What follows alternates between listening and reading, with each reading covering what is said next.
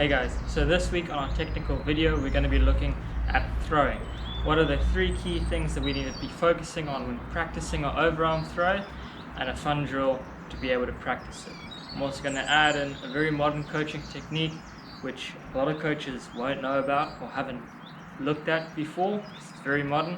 We're going to cover that. That's called the quarter, turn and throw. So firstly, what are the three major key points that we need to be focusing on? I like to break them down into three easy steps. That's ready, set, and throw. So the first step is our ready step. That means we need to get our legs in a good throwing position. Right, so that means feet aren't together. They need to be about shoulder width apart, maybe just a bit further, and obviously side on towards our target. Right. Our knees also need to be bent to give us a bit of power, because as we know in cricket, all of our power comes from the ground up. If our knees are straight, we get no power, so let's bend those knees. Second step is our set step. That's where we get our arms to the correct position. Right. Our non-throwing arm just gives us a nice aim. Alright, not too important, but our throwing arm is very important. Alright, if it's low here and it's not parallel to the ground, if our elbow is low, when we throw, it's going to put a lot of strain on our elbow joint, and that leaves us open to injuries like tennis elbow. Alright, so we need to keep that up to about the same height as our shoulder or a bit above. Alright, and the grip on the ball, just like we're bowling. Alright, two fingers behind, nice and loose, not too firm.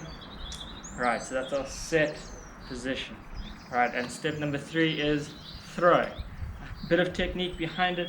We want to be making sure we push off with our back leg towards the target to get some rotation, and we need to be, imagine we're pulling the target with our non-throwing arm into our chest. Alright, so this action here with our hip and our arm, that gives us a nice rotation of the torso, which means that our throwing arm can whip through with much more pace.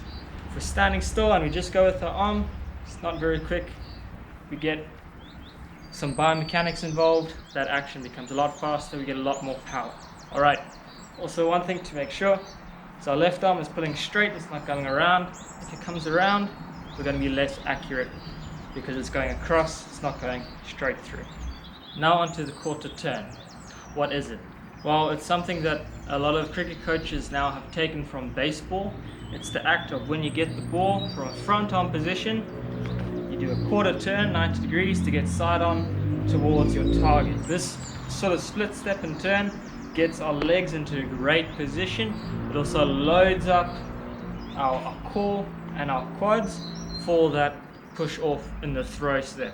Alright, so a couple biomechanical things taking place here. Loads up our legs, gets that twist going, and loads up the power so that we can rotate and throw at our target with more pace and in a shorter amount of time than if we were to pick up and step to a side-on position. So we want to be doing a quick split step quarter turn.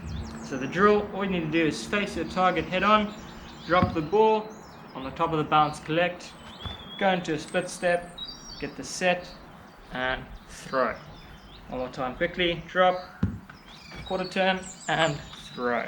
Alright, so I got my targets here, the water bottle on the ground for the direct hit, and the water bottle at the keeper's hands just raised up to hip height. Alright, I'm going to face my target, drop, quarter turn and throw.